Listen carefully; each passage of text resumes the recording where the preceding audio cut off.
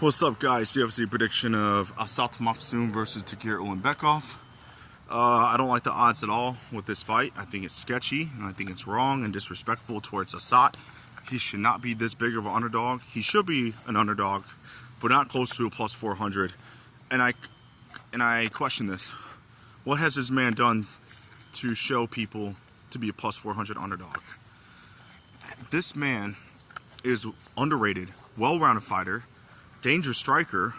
He's got a very nice jab, and that jab will rock you, and he picks his shots well. He's got very good hooks. He's technical, and he fights well from mid-range and especially close in the distance. This man is not afraid of pressure, and his wrestling is pretty damn good, and he's underrated with his jiu-jitsu skills and his wrestling.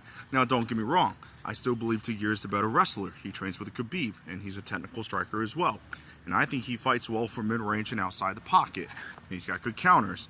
And I think his counters are a little bit better than Azat. But here's the thing about Tagir, what always makes me nervous about him. When fighters pressure him for too long, yes, Tagir does have success with his counters, but eventually he becomes hittable, he becomes frustrated, and then he goes straight for the wrestling when things are not going his way close in the distance for too long. And that's the thing about Azat. He's going to pressure Tagir, and I think he will have success landing hard on him, you know. And don't get me wrong, both these guys got power. I've seen Tagir rock people, you know, with his striking. I've seen him knock down people, but in my opinion, from tape studying these guys, I think Azat is more dangerous. Now, I'm just worried about the wrestling defense and the cardio from Azat. I think his cardio is okay, but in my opinion, he does tend to slow down a little bit in round 2 towards the end, and then throughout round 3, but he still pushes at pace. He's got heart and he's got grit, and I think his durability, I think he can take it towards Tagir.